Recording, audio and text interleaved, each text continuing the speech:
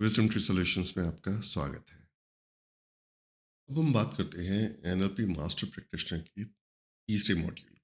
और मेरे रिकमेंडेशन में ये आप तीसरा ही रखें तो बेहतर है, क्योंकि पहले की जो स्किल्स हैं वो आपको इन्हें हैंडल करने में काफ़ी आसान रहेगी। तो मेरी पर्सनल रिकमेंडेशन है आप इसे तीसरा ही रखें तो बेहतर रहेगा। लेकिन तो ये मॉड्यूल है hypnosis and time based therapy. अच्छा, एक तो हिप्नोसिस के बारे में लोगों को बहुत गलत आइडिया है। तो पहली चीज़ तो हम इसमें ये बताते हैं कि हिप्नोसिस है क्या और क्या नहीं है। जब आप हिप्नोसिस के बारे में जान जाएंगे तो आपको पता चलेगा हिप्नोसिस एक बहुत ही पावरफुल और बहुत तेज, लाइक आप शिफ्ट्स इतनी जल्दी लेके आ सकते हैं हिप्नोसिस को यूज़ करके कि एक रेगुलर इंटरवेंशन में आपको शायद बहुत टाइम लगे। और आप हिप्नोसिस अपने ऊपर भी इस्तेमाल कर सकते हैं। सेल्फ हिप्नोसिस के बारे में तो अक्सर लोग जानते ही हैं।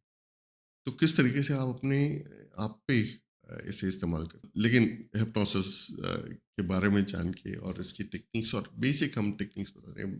मैं अक्सर लोगों से बोल पूछता हूँ, क्योंकि ये बात सच है कि हिप्नोसिस के 10-10, 15-15 दिन और 3, 4, 5 लेवल के प्रोग्राम्स मार्केट में अवेलेबल हैं।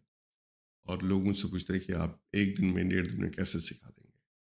तो पहली चीज़ तो ये कि आपने एनएलपी सीखा है, तो एनएलपी हिप्नोसिस के कोर में है। Milton Erickson was one of the person we modelled, right? So hypnosis और एनएलपी में एक एक एक चुली दामन का नाता तो है ही है। उसके साथ ही साथ हिप्नोसिस मेडिटेशन में आप अक्सर यूज़ करते हैं, राइट? अच्छा, जो मैं दूसरी चीज़ लोगों से पूछता हूँ कि मिल्टन एरिक्सन कितनी टेक्निक्स जानते थे? Ericksonian hypnosis technique, right? 1। Dave Elman कितनी जानते थे? Elman technique. तो अगर आप एक टेक्निक को जान लेते हैं और उसमें उसे आप अच्छे तरीके से प्रैक्टिस कर लेते हैं, तो आपको सिर्फ वही टेक्निक की ज़रूरत रहती है। ज़रूरी नहीं कि आपको 8-10 तरीके की टेक्निक्स पता हो और आप उसमें मिक्स अप हो जाए। एक टेक्निक आपके लिए काफ़ी है। और एनएलपी के बैकग्राउंड से एक technique deep hypnotic state achieve करने के लिए कोचिंग के लिहाज से काफ़ी रहता है, और आप इसे अपनी कोचिंग प्रैक्टिस में यूज़ कर सकते हैं। इसमें हम रिलैक्सेशन टेक्निक्स भी बताते हैं, जो आप अपने ऊपर इस्तेमाल कर सकते हैं। आप अपने फैमिली मेंबर्स के साथ, किसी को अगर स्ट्रेस के इश्यूज़ हैं, एंग्जायटी इश्यूज़ हैं, तो आप उनको ये रिलैक्सेशन टेक्निक इस्तेमाल करके हेल्प कर सकते हैं। और ये बहुत ही पावरफुल और ईज़ी टू डू टेक्निक्स हैं। तो ये तो हो गया हिप्नोसिस के बारे में। उसके बाद फिर टाइमलाइन बेस्ड इंटरवेंशंस जो है, वो भी बहुत पावरफुल है। अगेन इसके भी एक पूरे कोर्स अलग से होते हैं। और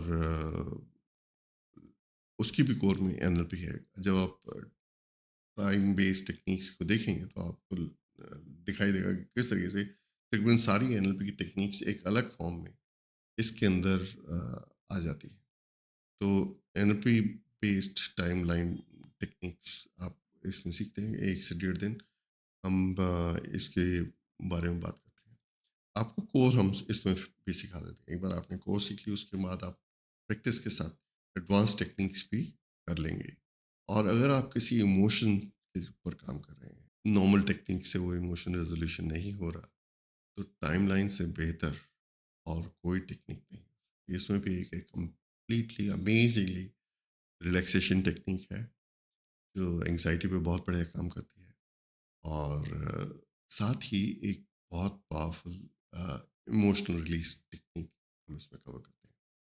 तो ये 3 दिन में कुछ पावरफुल, जिसे हम बोलते हैं आइसिंग ऑन द केक वाली टेक्निक्स हम सीखते हैं। तो ये 3 दिन का मॉड्यूल है। मेरी रिकमेंडेशन है कि आप लास्ट में करें तो थोड़ा अंडरस्टैंडिंग अच्छी रहती है, लेकिन अगर आप पहले करना चाहते हैं, ज़्यादा एक्साइटेड हैं, तो आप इसे पहले भी कर सकते हैं।